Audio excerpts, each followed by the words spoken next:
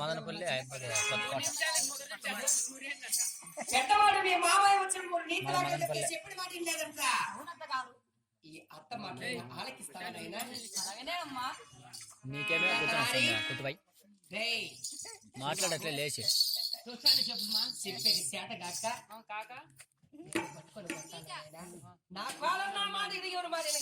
ఏం లేడా బొప్పుడు పెరిగి పెట్టి అమ్ముకోపోతారా? అలాగే నేను చెప్పిన మాట వింటావా? అలాగేనమ్మా.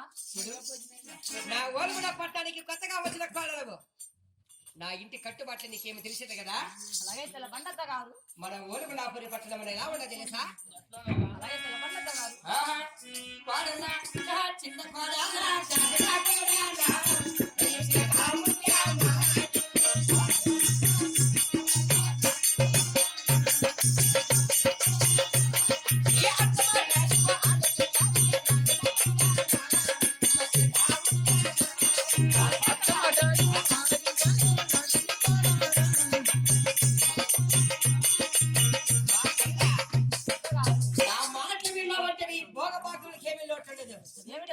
భోగభాగ్యం అంటే ఏమి తెలుసా? 7 మంది కొడుకులు 6 మంది కోడలు గట్టి ఎచ్చుగా చూస్తాను. ఆ దాళం మాడిన బంగారు ట్యూకెళ్ళ లాలు కనపడక అందుకు నువ్వు ఏమి చెయ్యాలి తెలుసా?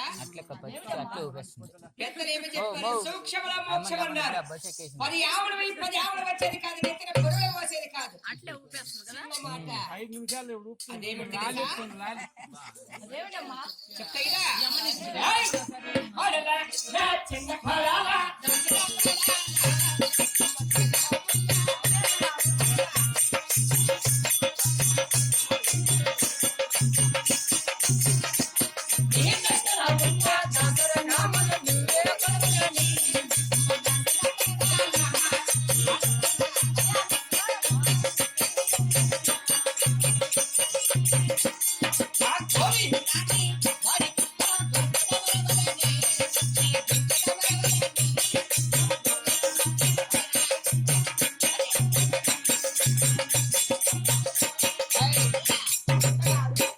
నీ నత్తన ఉన్న ఆ దాసనామాలు కడిగి వేసి గోవింద వాకన గొంతును వరిసి నారాయణ వాకన నాలుగును వరిసి చూడు ఇక్కడ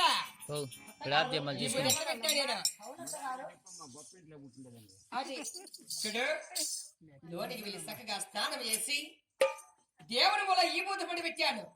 చక్కగా ఈ బూత రాసుకొని శివ శివ అంటే ఒక్కసారి నా ముందు పులకమ్మా.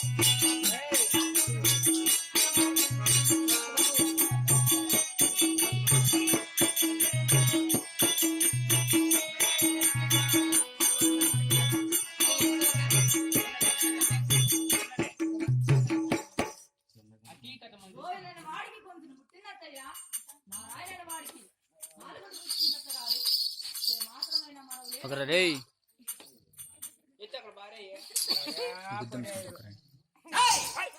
చూడు గోయిన వాకన గొంతులు పట్టింది మాయిదారు ముండకు లేచి బిక్సారే నీ మగన దాసనామాలు ఇంక లేచలే అంజా ఏయ్! చూడు అలారి ఉడతాడే వచ్చినట్ట పచ్చ తినమని నీకు కూడా వచ్చిందండి